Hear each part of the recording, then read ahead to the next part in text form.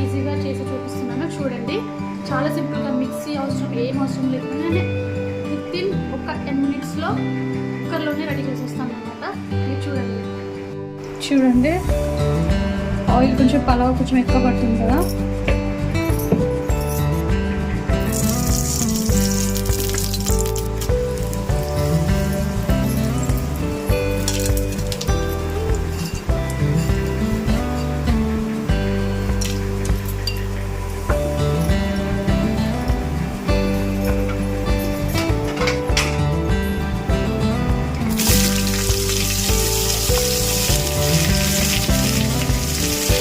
ఉల్లిగడ్డ, పచ్చిమిర్చి కొంచెం తీసుకున్నాను, మెంతాకు అన్ని కొంచెం మగ్గుతాయి.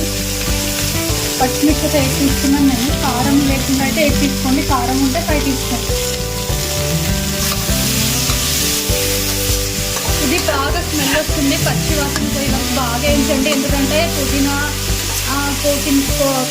మెంతాకు వేసాం కదా, కొంచెం పచ్చి వాసన కూడా పెంచితే బాగుంటుంది పలావ్కి టేస్టీగా. చూడండి 2 స్పూన్స్ వేసాను. ఇది కూడా అల్లం పేస్ట్ బాగా స్మెల్ వచ్చేది బాగా వేసుకోండి. అల్లం పేస్ట్ ఇంట్లో కొట్టి పెట్టుకున్న పేస్ట్ అనమాట, నేను కొట్టి పెట్టిన పేస్ట్. ఇక్కడ చూడండి బఠానీ వేసేస్తున్నాను.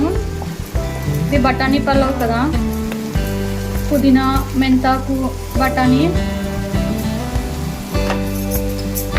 బఠానీ బాగా దొరుకుతుంది కదా, బాగా చేసుకుని తినండి. స్టోర్ కూడా చేసుకోండి, ఇంట్లో పెట్టుకుంటే ఏమి చెడిపోదు, బాగుంటుంది బఠానీ. రాళ్ళుప్పు చూడండి, నేను రాళ్ళుప్పు వేసాను అనమాట, మెట్టుప్పు వేయను, మంచిది కాదు మెట్టుప్పు. రాళ్ళుప్పు చాలా మంచిది, నాకు తగినట్టు నేను వేసుకున్నాను. మన దీనికి ఏమి కారము ధనియాల పొడి ఏమి వేయట్లేదు, ఓన్లీ గరం మసాలా ఒకటే వేస్తున్నాను. ఒక 2 స్పూన్స్ వేసాను అంతే. ఇక్కడ చూడండి బియ్యం వేసేసుకుంటున్నాను. చిన్న గ్లాస్తో నేను 5 గ్లాసులు వేసాను అనమాట. 10 గ్లాసెస్ వాటర్ వేసేస్తాను, 1కి 2.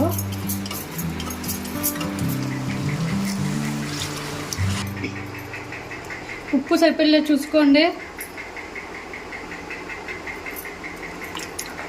సరిపోయింది, ఇంకేం అవసరం లేదు.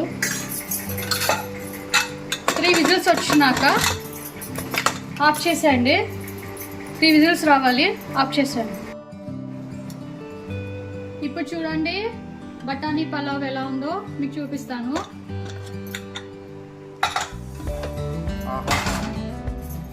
అదిరింది శ్రీమతి. ఫ్రెండ్స్ చాలా బాగుంది, చూస్తేనే తెలిసిపోతుంది. చూడండి పలావ్ బాగా వచ్చింది.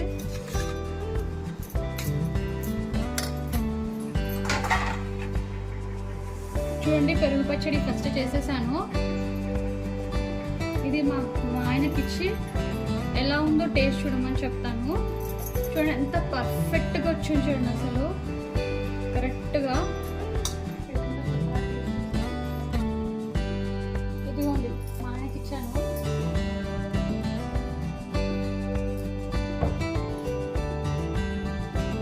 చాలా బాగుంది, సూపర్ చాలా బాగుందని చెప్పారు. ఎవరైనా కొత్తగా ఛానల్ చూసిన వాళ్ళైతే లైక్ చేయండి, షేర్ చేయండి, సబ్స్క్రైబ్ చేయండి, మాకు సపోర్ట్ చేయండి.